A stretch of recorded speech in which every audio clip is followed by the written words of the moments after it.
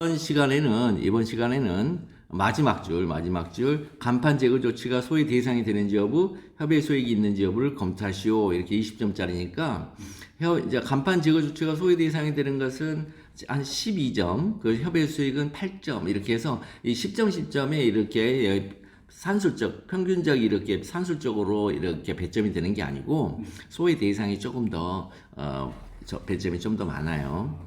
자, 요걸 가지고서 우리가 한번 봅시다.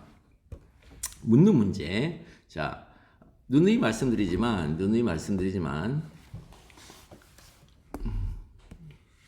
그 변시 사례형을 풀어가는 기본 접근법은 이제 판례가 정답이어서 절대로 판례 논리에 대적한 논리 전개를 하면 안 된다는 거 누누이 말씀드려요. 그래서 이 법률 규정과 판례를 합해서 법리라 해서 법리에 따라서 이제 논리가 전개가 돼야 된다. 그렇다면 제1문을 풀어가는 이 법리에 따른 논리적 사고를 한번 해보면 들어가기가 이제 협의 소익에 대해서 이제 풀이하는 방법을 지금 현재 우리가 계속 알아보고 있단 말이에요. 취소의 대상이 되는 건 이미 다 했고, 취소의 대상이 되는 것은 취소의 대상이 되는 처분, 취소의 대상이 되는 거부 처분, 취소의 대상이 되는 행정처의 행위 이런 식으로 했다는 걸 이제 기억을 해주시면 되고요. 근데 이 협의 소익 부분은요, 이제 교재의 서술 태도를 보시면 아주 장황하고 이 상황에 따른 구분 없이 두리뭉실하게 수험생들로 하여금 이해하면서 매우 어렵게 하고 있어요. 이렇게 두리뭉실하게 써가지고 두리뭉실하니까 이제 어리둥절해지죠. 상황에 따른 접근법이 무엇인지 함께 이제 알아볼 건데요. 일단 문제의 소재를 쓰려면 이제 오리지널한 접근 뭐냐면 이성인이 아닌 이 짐승들이 쓰는 방식이란 말이에요. 이게. 그러니까 짐승들 중에는 이성인은 뭐예요? 무오류, 편제성, 무오류성, 그 다음에 전지전능성이란 말이에요. 그러니까 이성인들은 다 아는 거예요. 그런데 짐승들은 어떤 특정 지역은 이성인처럼 아는 데도 있고 어떤 영역은 모른단 말이에요. 그래서 시험 문제 나오면 이성인이 아닌 사람이 글을 쓰는 방법은 물어보는 지점에 제가 대전제를 알고 있어요 라고 채점자한테 보여줘야 돼요. 그런데 이성인들은요, 그럴 필요가 없어요. 어느 지점에 혹은 어떤 영역에 있다라고 그 지점만 딱 꼬집어지면 왜 전지전능하기 때문에 그거 다 안다고 서로 보는 거예요. 자, 그렇다면 묻는 문제가 이 경우 간판 제거 조치가 소위 대상이 되는지 여부, 그다음에 협의 소익이 있는지 여부를 검토하시오. 이렇게 이제 나왔단 말이죠. 그러면 여기부터 자극을 받으면 간판 제거 조치가 소위 대상이 되려면 2% 바꿔주면 되고, 그리고 협의 소익이 있으려면 2% 바꿔주면 되는데요. 간판 제거 조치가 협의 소익이 이제 취소의 대상이 되는 것은 대전제가 이 행정수법 제19조와 동법 제2조 제1항 제1호 에 의하면 해가지고 이게 대전제고, 지금 이 뒷부분 이거 쓰는 것은 짐승들이 쓰는 거란 말이에요. 이성인들과 달리 저는요, 짐승이기 때문에 이성이 뭔지를 여기에 제가 제시해 줄게요. 이렇게. 그 다음에 또 마찬가지로 여기도 취소의 협의 소익이 난 해놓고, 협의 소익은요, 학문적 정의예요. 학문도 누구예요? 이성인들의 집합이죠. 학문을 하는 사람들은 이성인들이죠. 그래서 자기들은 그렇게 생각하는데 이제 판사들끼리 생각 안 하니까 문제지만. 그래서 동법 제4조 제1호 취소를 통한 권리보의 필요성이죠. 그러면 여기서 계속 진행이 되죠. 취소 소송의 대상 제격, 원고 제격, 충족. 즉 소장을 제대로 쓰면 원칙적으로 이제 취소의 협의 소익이 있다. 그런데 소장을 제대로 썼다 할지라도 예외적으로 이제 처분청이 이제 입증을 하는 거죠. 효과 소멸, 원상회복 불가능, 이미 법익침 해소 등이 있게 되면 협의 소익이 없다. 이렇게 여기서 보면은 원칙, 예외 이렇게 두 군데를 가지고 이거를 딱 이제 대전제를 삼는 거죠. 그러면 소고를 하다 보면 이제 갑이 있잖아요. 갑의 업소 간판을 제거하는 조치를 하게 했어요. 그럼 갑은 이 간판 제거 조치에 대하여 취소를 통하여 다투고자 하는 게 이게 이제 그럼 무슨 얘기예요? 취소 소송의 대상이 되는지, 취소 소송의 협의 소익이 있는지 이렇게 이제 물어보는 거죠. 그럼 이 경우 간판 제거 조치가 소의 대상이 되는지 여부와 협의 소익이 있는지 여부를 검토하시오라고 이제 물어봤는데 물어보는 게 곧 발굴이에요. 그럼 이거 문제 소지 쓸 수가 없어요. 바로 들어가요, 이렇게. 그래서 여기 이제 문제 소재를 썼던데 문제 소재를 항상 쓰는 게 아니고 아예 문제가 되는 걸 특정해서 특정 영역으로 이렇게 협소하게 특정해주면 문제 소재 쓰지 않습니다. 문제 소재를 쓰는 게 아니고 바로 들어갑니다. 로마자 1번 간판 제거 조치가 취소의 대상이 되는지 여부, 그 다음에 로마자 2번 간판 제거 조치 취소의 협의 소익이 있는지 바로 들어갑니다. 특이하게도 이 문제는 묻는 문제 자체를 주고 있습니다. 따라서 논점을 소구하고 발굴하며 문제의 소재를 쓰지 말라는 시그널이에요, 이건요. 이 시그널 자체가. 이 경우 수험생들이 다 당황해요. 수험생들이 의외로 당황해요. 왜 문제 소재를 뭐야? 문제 소재를 슬로드 문제를 줬는데? 뭐 이렇게 당황할 필요가 없어요. 그냥 주는 문제 그 자체로 논증에 나가면 돼요. 그러니까 주는 문제가 곧 로마자예요. 그렇다면 주는 문제, 간판 제거 조치 수용의 대상이 되는지 여부, 바로 로마자 1번 쓰면서요. 해결하면 돼요. 자, 이 부분은 이미 학습하고 왔어요. 자, 첫 번째는요. 행정상 사실행위.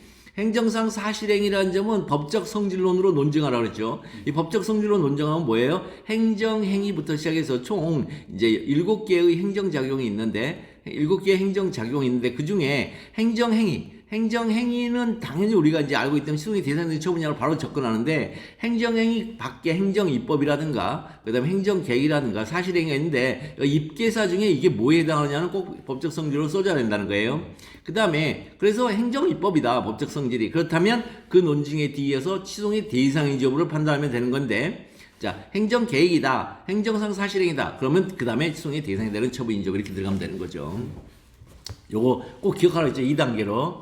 자, 그래서 문제의 소재를 보면, 자, 간판 제거 조치 시송의 대상이 되는지 여부가 관련, 간판 제거 시송의 대상이 되는지 여부에 묻는 목차죠. 요 목차, 이 목차 있잖아요. 대상이 되는지, 요 목차를 그대로 문제의 소재 첫 문장으로 써가지고, 와 관련하여. 자, 첫째, 이게 간판 제거 조치가 도대체 이게 뭐냐라는 거예요. 우리 이미 알고 있죠. 행정상 사실행위는 알고 있는데, 이 7개의 행정작용 중에 행정행위와 행정행위 플러스 6개란 말이에요. 6개. 그러면 이 행정행위 밖에 있는 것 중에 6개 중에 어디에 해당하냐? 그게 법적 성질론이에요. 이 법적 성질론 쓰려면요. 막 이 실체법상의 성질론 쓰려고 막 고민하는데 그게 아니에요. 그냥 이게 소속법상의 성질론이 행정소송법상 법적 성질이 문제된다. 그 다음에 또 둘째 그렇다면 이게 간판 제거 조치가 자 우리 이성인 행정소법 19조와 동법 제2조 제1항 제1호의 이성이니까 이거에 의하여 자 취소소송의 대상이 되는 처분인지 문제된다 이렇게 가는 거죠. 자 이게 뭐예요? 이론설이죠.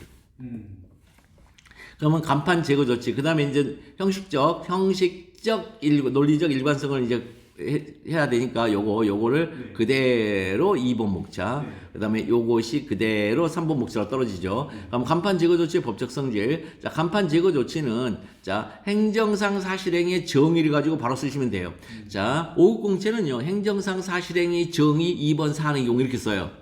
그러나 우리 변시에서는 그렇게 쓰지 않고 바로 들어가요. A시의 시장이 자 점권자가 미신고 영업의무를 이유로 자 축산물위생관리법 제38조 법적 근거에 따라서 영업소 폐쇄 조치 일환으로 간판을 제거하는 행정상 사실행위다. 영업소 폐쇄 조치 일환이 이거요. 간판 제거가 곧 영업소 폐쇄 조치예요. 그래서 그 답안 중에 영업소 폐쇄 조치하고 간판 제거를 별도로 보던데 이 별도로 보면 큰일 납니다. 간판 제거가 영업소 폐쇄 조치의 일환이에요. 그 안에 들어있는. 그러니까 곧 간판 제거 조치가 영업소 폐쇄 조치예요. 간판을 제거해버리면 그 영업소를 어디서 찾아요? 거기다가 물리적으로 이렇게 해가지고 이렇게 그래가지고 X자로 해가지고 못 박아버리고 이렇게 하는 것도 제거 조치이긴 한데 그거 말고도 제거 조치 이거요. 이거 모르면 또 여기서 이제 이상한 소리 한단 말이에요. 그럼 간판 제거 조치가 시송의 대상이 되는 처분인지 여부 판례. 자, 취송의 대상이 되는 처분이니까 이거 주어줘요, 이게. 시송의 대상이 되는 처분. 주어 그대로 받고, 일환. 이것도 뭐 논리적 일관성이 철저하게 지금, 반영되고 있잖아요. 이러니 점수가 잘 나올 수밖에 없어요. 사람들이 자꾸만, 여기서 있잖아요. 취소송의 대상적격 충중 여부 이러면 큰일 나요. 왜요? 그거하고 여기하고 있잖아요. 논리적 일관성이 생기잖아요. 형식적 일관성이. 그러니까 사례형은 형식적 일관성이 생명. 그러니까 앞에 썼던 말을 받아서 하고 또 썼던 것 또 결론으로 나온 말을 또 받아서 뒷말로 또 받아서 하고 또 거기서 결론 나온 거 또 뒷말로 받아서 하고 요게 뭐 요거 군대 가면 복명복창이잖아요. 그게 논리예요. 진짜로. 바울의 서신서를 보면 그렇게 써져 있어요. 자, 그래서 행정적인 공법상의 행위다. 첫 번째로서 특정사항에 관하여 법규에 의한 권리의 설정 또는 의무 부담을 명하거나 기타 범죄를 직접 발생시키게 하는 등 국민의 권리엄에 직접적으로 영향을 미치는 행위를 말한다. 그래서 행공특보권의 국권직영, 행공특보권의 국권직관 뭘 써도 상관없어요. 국권 직권과 국권 직영은 병렬적이에요. 그러니까 뭘 써도 상관없어요. 뭐 거기서 여기서 이렇게 시각이 변했다. 그거는 천하의 개소리예요. 절대 그렇게 가면 안 돼요. 그러면 사안의 경우 간판 제거 조치는 자 뭐예요? 축산물 위생관리법의 법집행이죠. 법집행이잖아요. 법집행이죠. 그럼 법집행인 사실행위는요, 갑에게 수인 의무의 부담을 명하죠. 왜? 적법한 법, 그러니까 적법한지 위법한지 모르겠지만 어쨌든 법집행을 하고 있어. 그럼 수인 의무의 부담을 명하죠. 따라서 국민의 권리 의무에 직접적으로 영향을 미치는 행위 이어서 수송의 대상이 되는 처벌이다. 임으로 이어서 뭐뭐이다. 뭐뭐이다. 그 다음에 소기열 간판 제거 조치는 취소의 대상이 된다. 이를 권력적 사실행위란다. 이렇게 써주면 플러스 알파. 여기서 무슨 권력적 사실행위 취소의 대상적 종류 이렇게 쓰는 게 아니라 그렇게 쓰면 막 저는 막 그런데 스트레스 엄청 받아요. 도대체 이게 무슨 사례 답안이라고 이렇게 쓰고 있는지. 그다음에 이런 것을 사례 답안이랍시고 이게 수험생들한테 이렇게 막 이렇게 너무나 터무니없이 이렇게 너무나 뻔뻔하게 이렇게 학생들한테 제시하는 거 보면 좀 황당해서 이게 뭐지? 이게 뭐지? 또 그걸 또 좋다고 또 안 이어진다고 해서 스트레스 엄청 받으면 또 공부해요 애들이. 그러면 그거 안 해도 된다고. 답답하죠. 자, 그 다음에 간판 제거 조치 취소의 협의 소액이 있는지 여부를 해결하려면 자, 여기 대전제가 있죠. 대전제. 취소의 협의 소액이란 행정소법 4조 1호 취소를 통한 권리구제의 필요성이에요. 근데 취소의 대상적 필수 원고적 인정되면 자, 원칙적으로, 예외적으로, 그 다음에 여전히로 연결된다고 했어요. 자, 그래서 원칙적 취소의 협의 소액이 있어요. 근데 예외적으로 처벌의 효과 소멸, 원상효 불가능, 이미 법익침 해소 등이 있게 되면 협의 소액이 없게 됩니다. 이것은 이론이 아니죠. 법률 규정의 해석 때문에 나온 거죠. 즉, 행정법 4조 1호의 해석 때문에 나왔단 말이에요, 이게. 행정법 제4조 1호를 보면 취소 소송 콜론 행정청의 위법한 처분 등을 취소 또는 변경 소송 이렇게 나온단 말이죠. 그럼 이 규정은 동그라미 1번에 취소송의 취소 앞에 그다음 뒷부분에 목적으로서 위법한 처분 그다음에 마지막으로 취소 또는 변경 취소한다 변경한다라는 자 앞에는 전부 취소 인용 판결 D는 일부 취소 인용 판결이에요. 판례가 그렇게 얘기하고 있어요. 앞에는 전부 취소 인용 판결, D는 일부 취소 인용 판결이에요. 이렇게 3분할 수가 있어요. 그 의미를 한 번 더 볼게요. 왜 이렇게 자꾸 했던 말을 또 하냐면 이 했던 말 또 하고 해야 머리에 들어가죠. 한 번 받을 때는 우와 저런 말도 있어? 오 소름. 그러고 나서 돌아서면 다 잊어먹어요. 그때 그런 얘기 했었던 감동은 있는데 그 감동이 법학답안에 문장으로 표출이 안 돼요. 그러니까 이제 시험장 가면 막 미치는 거예요. 뭔 말이 있었는데. 그럼 그거 이제 유사한 냄새를 풍기는 쪽으로 말을 쓰게 돼요. 그러면은 이제 채점자가 설명하는 답안이 많다. 설명하는 답안이 뭐냐면요. 점수를 주기는 어렵다. 점수는 주기 어렵다. 참 말을 많이 썼는데. 이런 뜻이거든요. 그러니까 최악의 답안이에요, 그것도. 왜냐하면 채점자가 안 읽어볼 수가 없어요. 글이 나오면 안 읽어볼 수가 없는데 점수를 주기도 너무 애매한 글들만 나온 거예요. 즉 간주관성이 확보되지 않는 글들이 나온 거예요. 그러니까 환장하는 거예요. 자, 그래서 여기서도 마찬가지 반드시 외우셔야 돼요. 네, 여러 번 얘기해 줄게요. 자, 취소라는 건 뭐냐면 자, 원시적 하자를 이유로 즉 처분 시의 하자를 이유로 그 법률상 효과를 소급하여 무효라는 행위라고 일단은 정의를 내리고 있어요. 뭐 실체법적으로. 근데 이렇게 이해를 해버리면 지금 우리가 하는 건 소송법이에요. 소송법에 있어서 이 직관적 이해가 굉장히 어려워요. 자, 직관적 이해를 위하여 자, 취소란 위법을 이유로 유효 상태를 무효 상태로 의도적으로 넘기는 행위라고 알고 있는 것이 좋아요. 근데 이런 말을 답안에 써서는 안 돼요. 이렇게 알고 있어가 답안에 쓰는 건 앞에 있는 거죠. 이게 이제 답안에 쓰는 거죠. 자, 그래서 유효 상태가 의도적인 넘김이 없음에도 구렁이 담 넘어가듯이 스르륵 무효라는 쪽으로 넘어가 버리면 실효라고 하여 구별하고 있습니다. 그럼 여기서 이제 그 다음에 첫 번째, 그 다음에 그러면 이러한 말로부터 유효 상태를 무효 상태로 의도적으로 넘기는 애가 취소라면, 그러면 여기서 취소를 이용하려면 이용이 뭐라고요? 협의소익. 예, 이게 이용이 협의소익, 이용이. 그럼 이용의 결과 나한테 눈꽃만큼이라도 이득이 있네 가면 그걸 뭐라 그래요? 그거를 두 글자로 효용이라고. 그렇지. 그걸 효용이라고 그래요.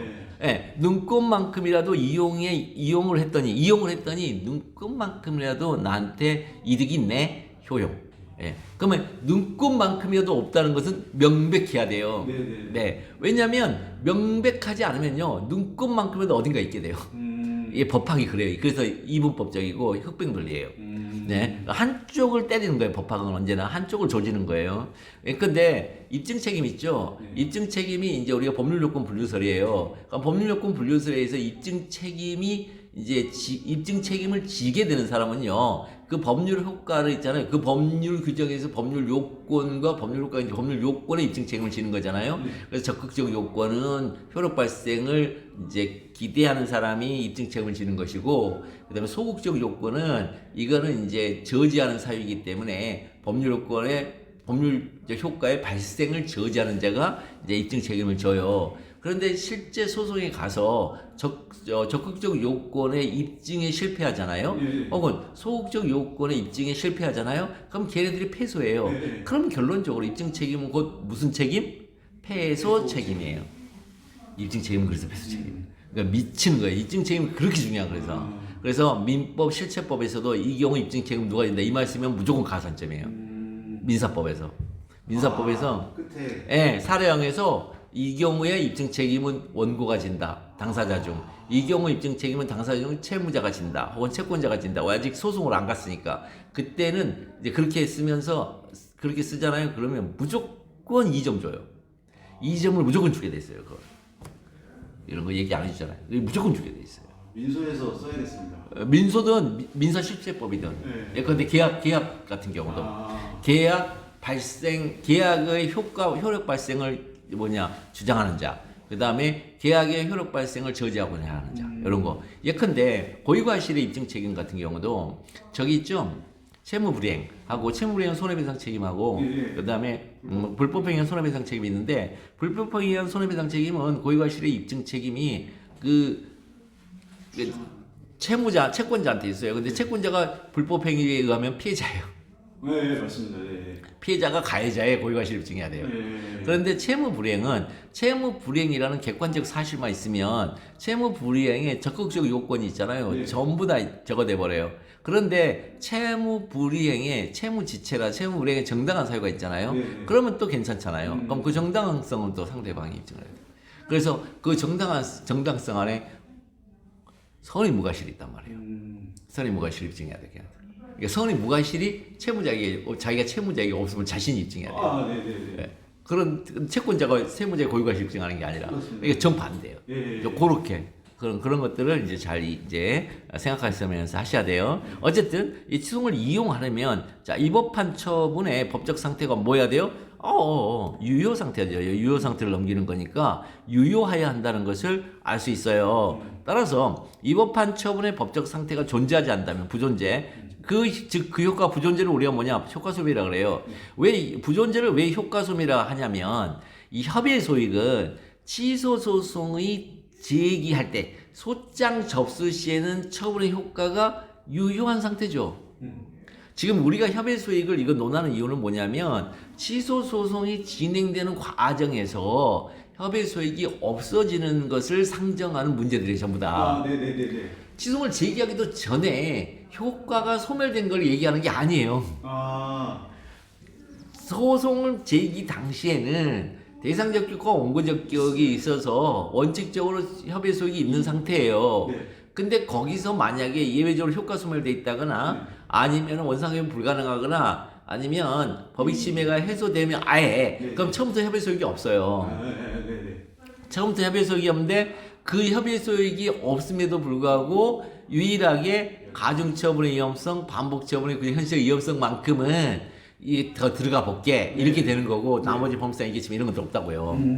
근데 그런 경우에 소가 적법하게 제기된 이후에 본안이 진행되는 과정에서 부존재로 넘어갈 수가 있단 말이에요. 그래서 자꾸 효과소멸 이 말을 하는 거예요. 소제기 이전의 효과소멸이 아니고 이 법한 처분의 법적 상태가 처음에는 유효한 상태였었다가 존재하지 않게 된다면 즉 그 효과가 소멸된다면 시송을 이용하지 못하게 되죠. 그러니까 되었다면 아예 이용하지 못하고 바로 그 이용하지 못하는 상태가 시송을 통한 권리보호 필요성이 없는 상태죠. 자, 첫 번째 취소의 협의 소익이 없는 예외죠 이게. 두 번째는 취소 또는 변경은 왜 하냐는 거예요. 필요성. 이게 필요가 지금 협의 소익이라 했으니까 왜 하냐는 거예요. 보통 국민의 권리를 위하여 한다고 하는데 틀린 표현이라고 했죠. 그러니까 네. 완전히 틀린 말은 아니지만 네. 묻는 물음에 대한 정답은 아니에요. 이건요. 정답은 아니에요. 즉 치송의 직접 목적과 종국 목적이 있다는 거예요. 요거는 이제 교재를 보시면 아는데 그걸 왜 거기서 논했을까가 이게 협의 소익과 관련해서 논하는 얘기예요. 이게. 근데 그것도 모르고 막 본다고요. 학생들이 앞부분에 있으니까. 시송을 하게 되면 결론적으로 무슨 일이 벌어지냐가 종국 목적이에요. 그것이 국민의 침해된 권리 회복이에요. 다만 시송은 직접적으로 무엇을 하기 위한 소송이냐 이제. 그러니까 무슨 일이 벌어지느냐 마지막에 벌어지느냐가 종국 목적이고 무엇을 하기 위한 거냐 이게 이제 시송이냐가 취소 소송의 직접 목적이에요. 그것은 위법 상태 제거예요. 그럼 위법 상태 제거를 하다 보니까 이렇게 되는 거죠. 네. 자, 위법한 처분을 제거하여 처분이 없는 상태, 그 처분 이전 상태로 되돌리는 거예요. 처분을 기준으로 이전 상태를 원래 상태로 하고 이후 상태를 현재 상태로 하죠. 원래 상태 회복, 즉 원상 회복이죠. 그 상태를 회복하려다 보니 침해된 권익이 회복되게 되는 거예요. 즉 직접 목적을 실현하려다 보니 종국 목적까지 덩달아 실현이 되는 거예요. 그죠? 이런 사고를 꼭 잊지 말아야 됩니다. 문제는 설령 처분이 유예, 효과 소멸이에요. 효과 소멸 앞에는 여기서 했었고, 그러면 효과 소멸이 아니에요, 이거는. 네네. 효과가 있어요. 근데 효과 유효한 처분인데, 유효 상태의 처분을 취소한다 하더라도 원상회복이 불가능한 경우가 있어요. 네. 유효 상태의 처분을 취소한다 하더라도 원상회복이 불가능한 경우가 있어요. 자, 또 설령 처분을 취소한다 하더라도 원상회복이 불필요한 경우도 있어요, 이거. 그러니까 이거는요, 효과 소멸된 경우가 아니에요. 효과 소멸되면 당연히 원상회복 불가능해요. 네. 효과가 소멸되면 당연히 원상회복 불가능해. 이건요. 당연한 거예요, 이건요. 물론 원상회복 불가능한 경우에 예외적으로 여전히 있는 경우가 있어요, 그거는. 그런데 우리가 말하는 유효한 처분을 취소해서 원상회복이 불가능한 경우, 이거는 반복처분, 가중처분에 구체행위성 이없어 없어요, 그건요. 그거 관계없어요. 그러니까 이 부분은 다른 얘기예요. 그러니까 판례가 얘기하는 그거는 좀 다른 얘기예요, 그건요, 이거. 자, 이거. 그러면 두 번째, 세 번째 취소에 협의 소익이 없는 예외죠. 자, 원상회복 불가능 이비 법익집의 해소입니다. 자, 취소의 협의 소익은 매우 독특하게도 원칙 예외 여전히로 이어지는 판단의 단계 구조를 갖고 있어요. 요거 꼭 기억하셔야 돼요. 네. 판단의 단계 구조가 이렇다는 얘기는 뭐예요? 목차를 이렇게 설정하라는 거예요. 네. 이것을 알고 있지 않냐면 절대로 협의 소익 문제를 풀이할 수가 없어요. 왜 풀이할 수 없다? 아니, 풀이할 수는 있어요. 근데 이 풀이가 우리가 말하는 풀이라는 것은 문장을 정확하게 배열하면서 답안으로 작성해서 제출하는 걸 풀이라 그래요. 서로 얘기합니다. 그거 취소 협의 수요가 없는 거야. 왜? 말로. 그거는 사조 1호 취소를 이용할 필요성의 문제인데 그 처분이 유효하잖아. 근데 유효 상태를 설령 무효 상태로 돌린다 하더라도 그 원상 회복이 그 처분으로 인해 직접 침해되는 그 위법 상태, 직접 야기되는 위법 상태를 그걸 제거할 수가 없죠. 제거해봐야 그 사람이 그 원래의 자신의 원상 회복, 즉 회복되는 원상이 없어. 막 이렇게 이제 얘기하면서 할 수가 있어요. 근데 그렇게 하는 것은 답안이 아니란 말이죠. 문서주의. 행정법은 문서주의인데 심지어 답안도 문서예요.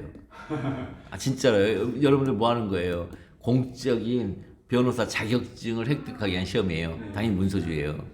그럼 원칙 예외 여전히로 이어지는 판단의 단계 구조. 자, 유효한 처분의 원칙, 예외적으로 효과 소멸이에요. 그럼 여전히 있을 수 있느냐? 자, 본래 협의 소익은 광의의 소익에서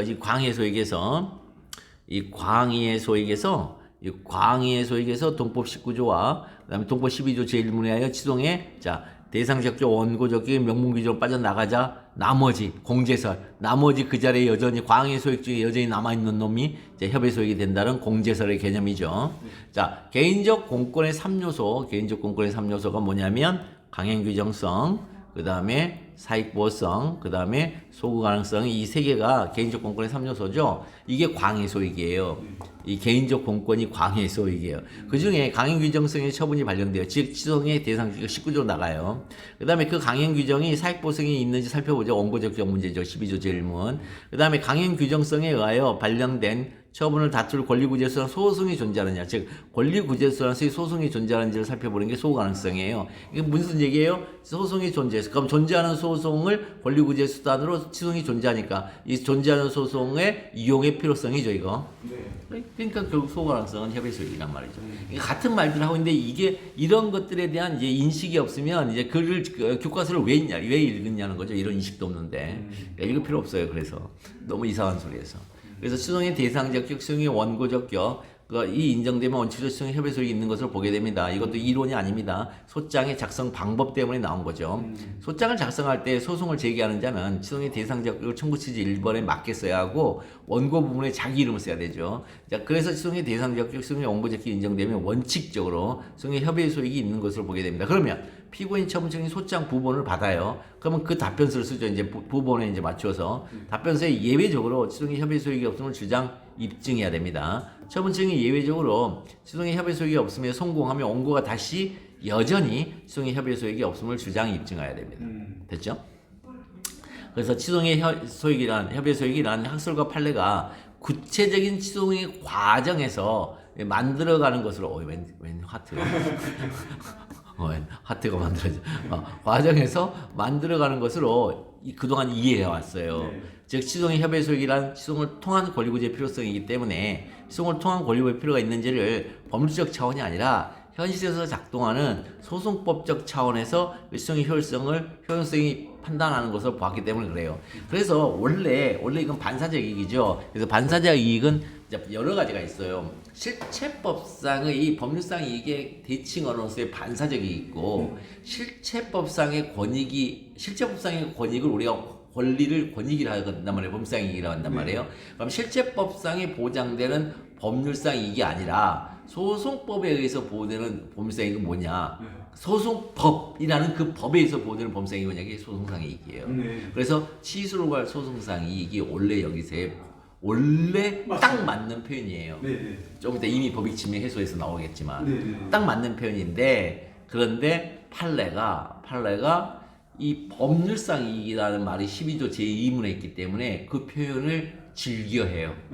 그래서 12조 제2문에서 취소를 구할 법률상 이익 그 안에는 12조 제1문의 법률상 이익 플러스 반복 처분의 구체적 현실적인 위험성의 제거, 가중 처분의 구체적 현실적 위험성의 제거. 그 다음에 이 원상회복 불가능할 때 주된 이익의 회복 불가능, 그 다음에 부수적 이익의 회복의 가능성이 있을 때 이 부수적 이익이라는 게 결국 봉급이란 말이에요. 그래서 판례가 뭐라 하냐면 법률상 이익이 남아있다 그래요. 남아있다는 표현이 거기서는 키워드예요. 법률상 이익이 있다예요 원래. 근데 법률상 이익이 남아있다 그래요.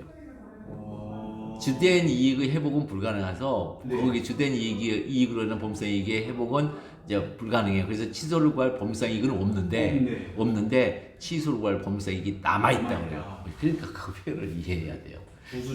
부수적일 때. 그러니까 남아있다 그러면 주된 이익의 회복은 불가능하구나. 그걸 우리가 인식을 해야 돼요. 그게 약속된 용어라서. 우리가 일상언어로 법률상 이익이 이건 없는데 남아있네. 남아있어?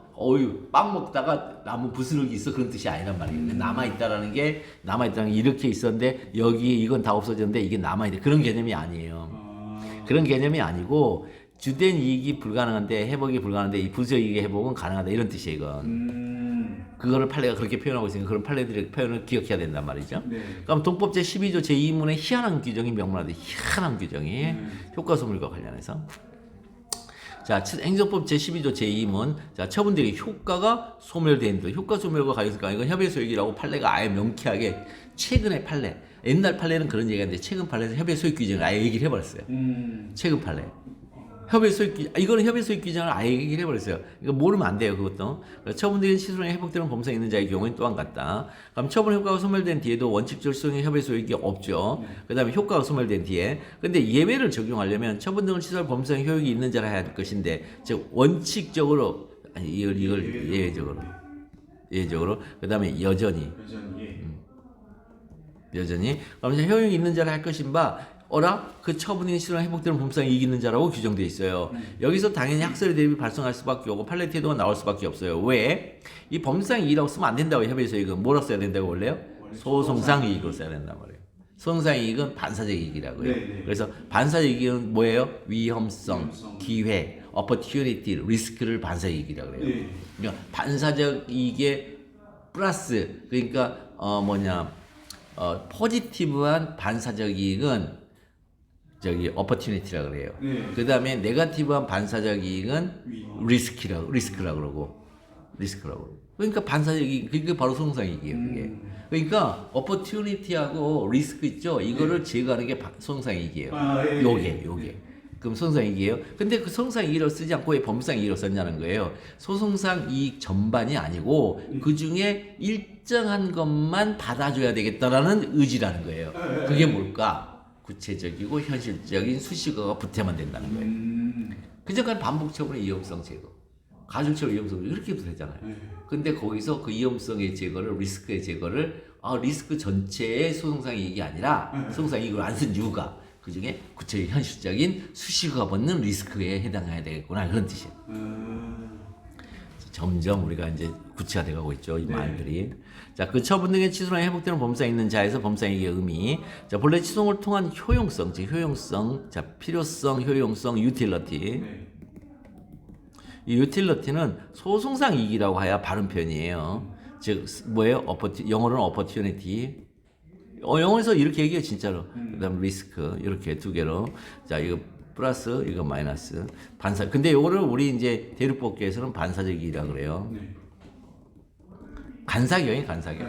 예. 자, 그래서 왜 굳이 우리 입법자들은 이 소송상 이익이라고 해야 될 걸, 여기 소송상 이익이라고 해야 될 걸 왜 굳이 법률상 이익이라고 했을까?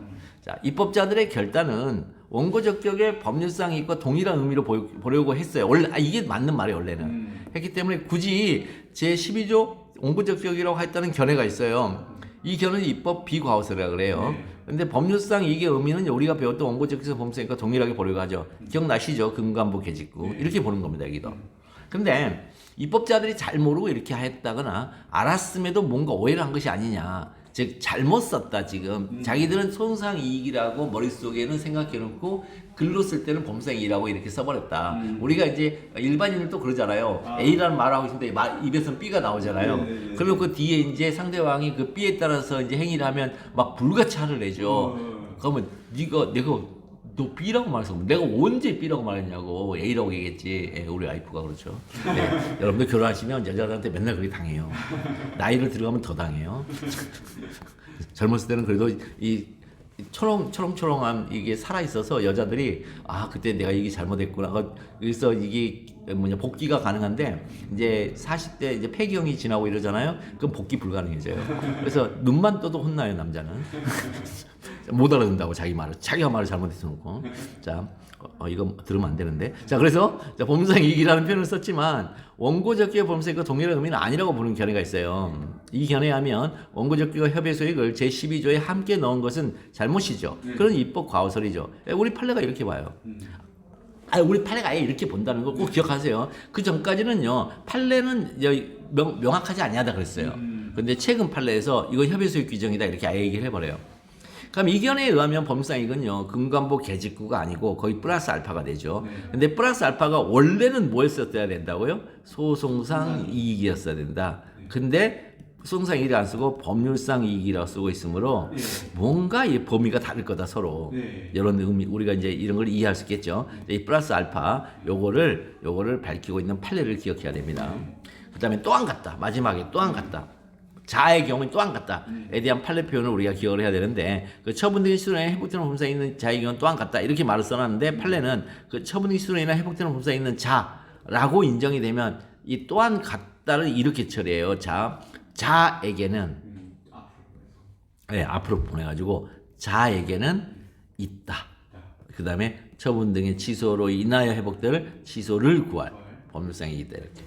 자에게는 처분 등의 취소를 구할 법률상이다. 이렇게 바꾼다는 거. 그러니까 판례가 이게 협의 소익 규정에서 이렇게 바꾼다는 거예요. 플러스 알파를 이제 밝히고 있는 판례인데, 판례에 하면요, 처분의 취소로 인해 회복되는 법률상 이익이란, 아까 플러스라고 했어요. 동법 제12조 제1문의 법률상 이익 플러스를 이해하죠. 그 다음 반복처럼 구체적 현실적 위험성 제거, 그 다음에 가중처럼 구체적 현실적 위험성의 제거이다. 만약 소송상 이익이라고 했다면 반복처분의 위험성의 제거, 가중처분 위험성 이렇게 했을 건데, 소송상 이익을 안 하고 법률상 이익이라고 하고 있대. 이 법률상 이익을 하기 때문에 그 소송상 이익이 다 아니고 요렇게 쓰라라는 이런 시그널이다, 우리 판례가. 판례는 수송을 통한 위험성의 제거를 수송을 통한 권리보호 필요성 즉 효용이라고 보죠. 문제는 명무부장이 그 인정 범위를 취소나 회복되는 범상이익으로 좁혔다는 거죠. 예, 좁혔죠. 그래서 단순한 위험성 제거 이거 소송상 이익이죠. 단순한 위험성 제거 소송상 이익이에요. 소송상 이익이 아니라 구체적인 현실적인 위험성의 제거 즉 법률상 이익으로 이렇게 봤다는 거죠. 여기서의 법률상 이익은 실체법상의 법률상 이익이 아니고 소송법상의 이익입니다. 이거. 네. 그래서 법률상 이익이라고 썼다는 거예요. 우리 판례가. 자 그렇다면 구체적인 현실적인 위험성의 제거가 도대체 뭐냐? 자 동동 위반이죠. 구체적인 현실적인 위험성의 제거. 자 여기 닿잖아요. 제소 당시에는 권리보호 이익을 갖췄는데 권리보호 이익이 뭐예요? 협의소 이익이죠. 협의소 이익과 같은 말. 갖췄는데 제소 후에 취소 대상 행정 처분이 아까 12조 2문이잖아요. 기간 경과 등으로 효과 소멸한 때. 제소 후에 효과 소멸한 때는 자 동동 위반 있어 행정처분에 자 이법성 확인되지 불분명한 법률 해명이 필요하다고 판단되는 경우에는 자 근데 이렇게 썼는데 사안포섭을 할 때는 효과가 소멸돼서 자 사안포섭은 어떻게 하냐면 이렇게 해요. 효과가 소멸됐어요. 첫 번째. 두 번째, 그랬더니 이법성 확인 내지 불분명한 법률인데 해명이 필요하다고 판단돼요. 네. 그렇다면 이거는요. 세 번째, 동일한 소송 당사자에서 동일한 사유 이법 판결 반복될 위험성이 있다고 보이는 거예요. 그렇다면 마지막 가서 네 번째, 여전히 그 처벌 수가 법률상이익이 있어요. 이렇게 가는 거예요. 사안포섭 할 때. 근데 판례는 이렇게 쓰고 있어요. 이거는 어쩔 수 없어요. 그다음에 경우에는 이렇게 논리 접속을 통해서 배열을 하다 보니까 이렇게 배열이 될 수밖에 없어요. 그러나 사안포섭 판단할 때는 효과 소멸하고 있어. 효과 소멸했어. 근데 행정처분 위법성 아닌데 불분명한 법률 해명이 필요해. 해명 필요해 이건. 해명 필요해. 근데 뭐냐? 처벌 효과 소멸됐잖아. 그러면 안 되잖아. 그랬더니 동일한 소송 동동 위반의 위험성이 있다고 이건 보이거든. 왜냐하면 해명이 필요하다고 판단되는 게 곧 위험성이 있다고 동의야. 이렇게 평가되는 거예요. 법률적으로, 기본적으로. 그렇다면 여전히 그 처벌의 취소할 법률상이 있어요. 근데 왜 여전히 그 취소할 법률상이 있다고 평가해주지? 그랬더니 적사권이라고 적사권. 이게 바로 소송상 이익이에요. 이게 소송법상 이익이에요. 실체법상 이익이 아니고. 그래서 법률상 이익이 아니란 거예요. 이게 12조 2문의 법률상 이익이에요. 여기. 자, 그래서 적사권. 자, 구체적 현실적인 가중처분 위험성이 제가 법권두의. 자, 제적 행정처분의 가중사안 전제 효과는 규정 이게 뭐라고요? 요게 별표. 반드시 별표예요. 아니, 반드시 별표예요. 별표. 그럼 별표는 뭐예요? 사무처리 규정이죠. 별표는 이건 사무처리 규정이죠. 사무처리 규정이니까 이건 뭐예요? 행정규칙이죠. 행정규칙은 법규가 아니죠. 그러니까 행정규칙이 한 불이익은 법률상 이익이 아니죠. 맞습니다. 이렇게 하잖아요. 이렇게 순서들. 그러니까 여기도 마찬가지죠. 자, 법령에 규정되면 법령이 곧 법규거든요. 이건 법규. 거기 규정은 법률상 이익이죠. 가중처분 위험성이. 위험성인데 법령에 있으면 법률상 이익이 돼요. 근데 이게 제재적 가중사 전제효과는 규정이 이 법령이 아니라 즉 법규인 법령이 아니라 규칙의 형식으로 되어 있어요. 규칙의 형식으로 되어 있다 하더라도 자, 이 규칙은요 시행규칙의 행정규칙 아니에요 이거요. 시행규칙인데 문제는 시행규칙에 있는 별표는 있잖아요. 시행규칙상의 별표 있죠. 우리 판례가 이거 행정규칙으로 와요. 즉 법규로 보진 않아요. 그래서 이 규칙과 행정규칙이 헷갈리시면 안 됩니다. 이 규칙은 시행규칙을 말하고 이 시행규칙은 법적 성질이 행정규칙이에요.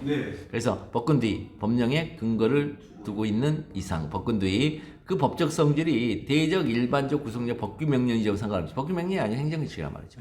그러한 규칙이 정한 바에 따라 선행처분을 받은 상대방이 그 처분의 존재로 인하여 장래에 받을 불이익, 자, 존재로 인한 불이익이죠. 이거는 존부지 유무유 아닙니다 이거. 정확하게. 유무유가 아니에요 이거요. 그러니까 존재로 인 장래에 받을 불이익 즉 후행처분의 위험은 구체적 현실적인 것이므로 상대방에게는 선행처분 시송을 통하여 그 불이익을 제거할 필요가 있다. 만약에 존재가 아니고 만약에 유효라면요. 이거요 하자승계로 넘어가죠.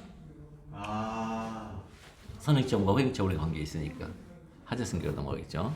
자, 특히 행정상 사실행위와 관련하여 위의 판례를 모두 포함하는 내용에 대한 판례를 하나 암기해야 돼요. 자, 판례가 요 얘기하고 있습니다. 자, 행정상 사실행위와 관련해서 소송 계속 중이에요.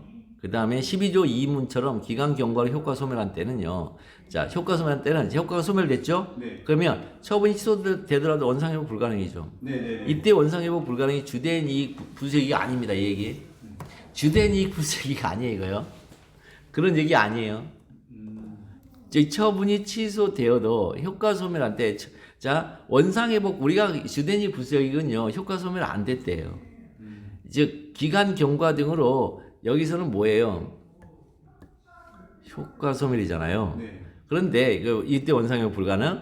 요거는 12조 2문의 얘기고 네. 우리가 말하는 자 정년이 지나서 네. 파면 처분을 취소하더라도 정년이 지났기 때문에 공무원 신분이 회복 불가능. 네. 그 다음에 그 회사 자체의 정년이 지났기 때문에 구제명령, 그래서 구제명령에 이제 재심판정 취소송을 해서 해도 다시 근로자로서의 지위 회복이 불가능. 이럴 때는 이게 원상회복 불가능. 그때는요 효과가 소멸한 경우 아니에요. 처분 효과가. 그 처분은 파면 처분이 효과가 소멸돼 버리잖아요. 네. 혹은 그 해임 처분이 효과가 소멸돼 버리잖아요. 그럼 무슨 일이 벌어질까요? 자동으로 복귀하지 않겠습니까? 정년이 지났는데요. 정리되는. 네, 정년이 지났어요. 그러면 무슨 일이 벌어질까요? 정년이 지났는데 정년이 지났다고 해서 효과 소멸됐다고 하는 사람들이 있다니까요. 네네네. 아니 파면 처분이 해임 처분이 정년이 지났기 때문에 이제는 그 처분이 효과가 소멸됐대요. 아니에요. 그 효과 살아 있어요. 그 사람 죽을 때까지 살아 있어요. 뭘로 살아 있을까요? 어떤 영향을 어떤 효과를 유효하게 만들면 살아 있을까요? 연금. 빙고. 연금이 반토막 나요. 연금이 만약 정년이 지나서 그래서 효과가 소멸됐다. 그래 버리면 연금 다시 회복되죠. 100%. 근데 아니에요. 효과 소멸하지 않아요. 그래서 효과 소멸하지 않습니다. 네네. 처분 효과. 그래서 그 처분의 취소 있죠. 근데 그 부수적 이익은 주된 이익. 근데 그 효과가 소멸하지 않는다 그래서 그러면 그 연금 효과라든가 그럼 그것 때문에 그럼 그 취소를 할 수 있느냐? 그건 아니에요. 그건 아니에요. 한 달이 건너서 가기 때문에. 법에서 그 효과. 네. 그러니까 법에서 그 존재로 인하여 발생하는 효과예요. 그러니까 파면 처분을 받았다는 존재로 인한 효과예요. 그 유무효가 아니라 존재로 인한 효과예요. 네. 그래서 파면 처분을 취소해서 부존재로 만들지 않는 한 그 효과를 제거할 수가 없어요. 네네. 그런데 불가증력이 발생해 버렸어요. 협의 수익이 없어져 버렸어요. 그러면은 못 해요. 그래서 부수적 이익이 있어야지만 취소를 시키면서 동시에 연금도 회복이 돼요. 왜? 공무원 신분이 회복이 돼야 되거든요.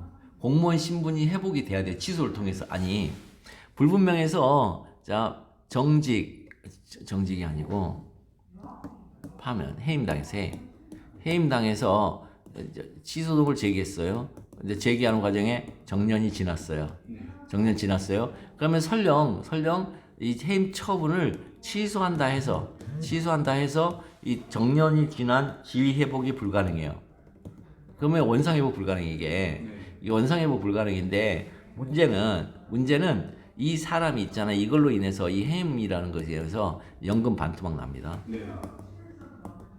그러면 연금이 반토막 나는 이 효과 때문에 처분이 유효하니까 이 해임 처분 취소송을 제기할 수 있느냐? 그거 아니에요. 이건요. 요거의 해임의 존재 때문에 그래요. 그러니까 이 존재를 없애줘야 돼요. 뭘로? 해임 처분 취소송으로. 취소송. 그러니까 요게 행공특보의 국권 직관 거기 해당하는 게 아니에요. 이 해임은 뭐냐면 여기에 그러니까 지위로부터의 박탈이 무슨 얘기냐면 공무원 사회에서의 추방이에요. 네. 그 효과가 이 해임의 효과는 공무원 사회에서의 추방이에요. 추방. 네. 이게 바로 국권직관의 내용이에요. 요게 국권직관이 아니고 반토막이. 그래서 요거를 취소를 하면 이제 공무원이 되잖아요. 네. 공무원이 다시 되잖아요. 네. 공무원이 다시 되면 요거 회복돼요. 근데 요 공무원이 다시 되려면은 뭐가 있어야 된다고요? 부수적 이익의 회복이 있어야 된다고. 지회 회복은 안 되니까. 부수적 이익의 회복으로 취소를 해요. 요걸 네네네. 해임 처분을 취소하면 요것도 당연히 반토막된 것도 원래대로 돌아가요. 아, 그렇게 이론 구성이 돼 있어요, 여기가. 이 얘기를 했더니 못 알아듣더라고요. 어렵죠, 이거. 그러니까 원상회복에서 이런 얘기를 하는 사람들이 있더라고요. 그건 아니에요. 부수역이익 회복하고 원상회복과 부수역이익 회복은 바로 그 신분으로부터 나오는 거예요. 퇴직 후에 나오는 게 아니고 퇴직연금이니까. 자, 그 다음에 원상회복 불가능해 보이는 경우라도 자 무효 확인 또는 취소죠. 무효 확인 또는 취소. 둘 다 항고 소송이죠. 네. 회복할 수 있는 다른 권리나 이익이 남아 있거나 또는 그 행정청구가 동일한 사유로 위법한 처분이 반복될 위험성이 있어서 행정처의 위법 상황인데 불분명한 법률인 해명이 필요한 경우에는 여기서 회복할 수 있는 다른 권리와 이익이 뭐예요? 법률상이익이죠, 이게. 네. 이게 법률상이익이에요. 이 법률상이익 12조 제1문에 네. 이게 법률상이익이고 그 다음에 여기는 이제 동일해서 위법한 처분이 반복되니까 위법한 처분이 반복 처분이 있고 위법한 처분이 가중 처분이 있죠. 네. 근데 반복될 위험성이 있어 처분의 위법성 확인된 불분명한 법률 해명이 필요하니 있어 이건 반복 처분의 구체적 현실적 위험성이죠. 아, 네. 행정의 적사권, 그다음에 네. 그에 대한 사법 통제, 권리구제 확대 등의 측면에서 예외적으로 그 처벌 치료할 소액을 인정할 수 있다. 이렇게 이제 들어가는 거예요. 네네네. 그러면 A씨의 시장이 비용으로 하여금 미신고 영업의무를 이유로 같은 문제 38조에 따라 영업소 폐쇄 조치 일환으로 갑의 업소 간판을 제거하는 조치를 하게 했다. 여기까지 보고 베껴요, 여기를. 네. 그 다음에 는 점에서 하면서 이제 1대1로 이제 붙여야 돼요. 판례 뭐로? 업소 간판 제거 조치가 종료되었다고 엿보이지 않는다. 그럼 종료되지 않았으니까 처분 집행이 아니잖아요. 네. 여기서 기간경과 처분 집행 그 밖의 사유 있죠? 그 중에 처분 집행이 종료를 가리켜요. 집행의 종료를. 아, 집행이 진행되는 과정에서는 잠깐 스톱할 수가 있어요. 그러면 협의 소액이 안 없어져. 효과 소멸이 안 됐기 때문에. 아, 네. 그러니까 효과 소멸이 되려면 처분 집행이 끝나야 돼요. 완결돼야 돼요. 그래서 업소 간판 제거 조치 효과가 존속하고 있고 현재 효과 존속하고 있고 또 취소를 하게 되면 자 원상회복에 불가능한 경우는 아니다 이거. 따라서 여전히 취소의 협의 소액이 있다 이렇게 쓰시면 돼요. 자 항상 마지막 목차가 있어야 되겠죠. 설문 해결. 자 묻는 문제에 대한 답을 하는데 묻는 문제가 이 경우 간판 제거 소위 대상이 되는 여부와 협의 소액이 있는 여부를 검토하시오. 네. 자, 설문 해결 갑의 제기한 시송에서 간판 제거 치료는 시송의 대상이 되고 협의 소액이 있다. 자 보내준 답안을 보면은. 일단은 이제 대전제 쓰려고 하는 이제 꿈틀거림이 있어요. 그래서 좋았어요. 개선되고 있어서. 다만 협의 소액이 인정된 점 관련해 보다 나은 구제 방법이 있지는 않은지라는 논증 발굴했는데 이거 쓰면 안 돼요. 자, 이거 쓰면 안 돼요. 보다 나은 구제 방법이 있지는 않은지 요거는요. 취소 소송의 취소송 제도인 4조 1호로부터 나오는 게 아니에요. 요거는 취소 소송은 형성 소송이죠. 네. 그러면 형성 소송에도 이행 소송도 있고 그다음에 확인 소송도 있잖아요. 네. 그다음에 그거 외에도 손해정보 제도들도 있잖아요. 네. 이런 것들까지 해서 보다 나은 구제 방법이라고 하는 거기 때문에 취소 소송 특유의 협의 소액이 아니고 소송 일반의 협의 소액 논의예요. 그래서 이거 좀 달라요. 네네. 그것을 묻는 문제가 아닙니다. 이것은 협의 소액에 대한 학습이 정확히 되어 있지 않은 것이 이제 이유인 것 같아요. 이때까지는. 그렇죠. 그다음에 향후 목차의 전개 부분도 간판 제거제 시송이 대상이 되는 처분에 해당하는지 여부를 판단함에 있어서 판례는 하나만 쓰는 거예요. 자 여기다가 행공특보관이 국권집권 그다음에 변주입직이 이제 관행실법태 두 개 다 쓰시면 안 돼요. 네네네. 왜냐하면 권력적 사실행위 때문에 더 진행이 안 돼요 거기까지. 그러니까 관행실법태까지 진행 안 돼요. 비권력적 사실행 때 비로소 관행실법태까지 진행이 되는 거예요. 따라서 판례를 두 개를 쓰면 논증을 타고 내려가는 경우는 비권력적 사실행위예요 이게. 그러니까 치송의 대상이 행공특보권 국권집권에 해당 안 되네. 그러니까 비권력 사실행위네. 그렇다면 관행실법태 이렇게. 그래서 항상 이게 이 사령을 잘 써야 기록형에서도 이 판단의 단계 구조가 나타나면서 서로 주장과 반론과 재반론이 오고 가요. 근데 그런 판단의 단계 구조를 모르니까 중구난방으로 서로 말을 하게 돼요. 그러면은 점수가 없어요. 기록형에서. 그러니까 제가 이 사령을 공부하면 기록형도 어느 정도 감이 생기고 심지어 좀 오버하면 60%까지 제거가 된다고 하는 이유가 이것 때문에 그래요. 판단의 단계 구조가 눈에 보이지 않는 판단의 단계 구조가 있다. 모든 판례든 모든 이 법리에는 그럼 그거에 따라서 사례의 목차가 나와야 되고 그거에 따라서 기록형의 진술이 이루어져야 된다. 이런 뜻이에요. 자, 그 다음에 비고력적 사실에도 그것도 불이익이 있는 경우죠. 관행실법태가 아니라 그렇죠. 관행실법태. 그 중에 실질적 결려성, 실법태 중에 실질적 결려성이 핵심 중에 핵심이죠. 네. 자, 그다음에 협의 속 전반에 대한 리걸 마인드가 좀 취약한 것 같고요. 자, 어차피 이제 이렇게 정리하면 이제 이게 강화될 거예요. 그다음에 A 시장의 영업소 폐쇄 조치 일환으로 이루어진 간판 제거 조치로 인해 갑의 영업에 지장이 생겼으나 영업소 폐쇄 조치를 다투어 승소할 경우 간판 제거 조치는 그에 뒤따라 자동적으로 권리 침해 해소되는 바 보다는 이렇게 협의 소익이 있다고 볼 수 없다는 정말 큰일 날 결론이죠. 이렇게 써버리면. 왜냐하면 간판 제거 조치가 곧 영업소 폐쇄 조치의 일환이란 말은. 자, 그래서 영업소 폐쇄 조치 처분과 간판 제거 조치 처분은 별개의 처분이 아니에요. 예컨대 이거 비슷한 게 뭐가 있어요? 대집행이요. 대집행은 전체로서 권력적 사실행이에요. 그러나 그 권력적 사실행인 대집행 안에는 뭐가 들어있냐면 개통실비가 있어요. 그러면 대집행 처분과 계고 처분의 차 이렇게 하면 큰일 나죠. 그거 똑같죠. 대집행 처분 안에 들어있어 일환에. 대집행 처분의 일환으로 개통실비가 있어요. 그러면 계고 처분, 통지 처분, 그다음에 실행 처분, 그다음 비용 징수 처분. 이것이 대집행 처분하고 이렇게 비교해 버리면 안 되죠. 그 안에 들어있으니까. 자, 그 얘기 지금.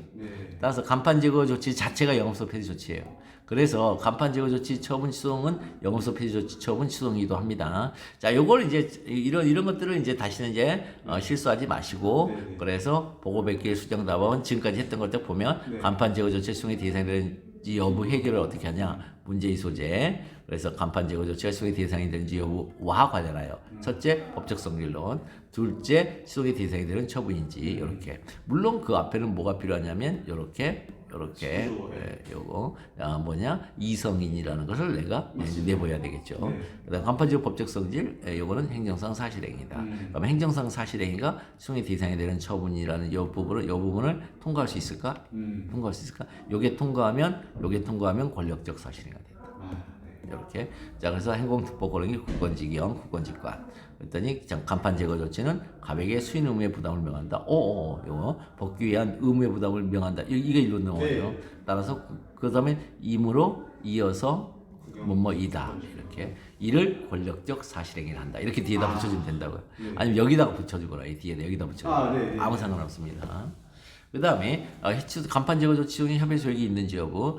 여기는 당연히 자 여기까지 쭉 쓰는 거 무조건 외워써야 돼요. 무조건 지정의 협의 소액이란 행정성법 제4조 제1호의 수송을 통한 권리보호의 필요성이다. 그렇다면 수송의 대상적 경우 원고적이 충족되면 원칙적으로 수송의 협의 소액이 있다. 예외적으로 처분 효과 소멸 원상이 불가능한 법의치 배소가 있기 때문에 협의 소액이 이게 뭐예요? 이거 예외적은 4조 1호로부터 나온 예외예요. 그러면 아까 얘기했던 보다 간이한 간이부실이라고 그래요. 우리가 간이부실.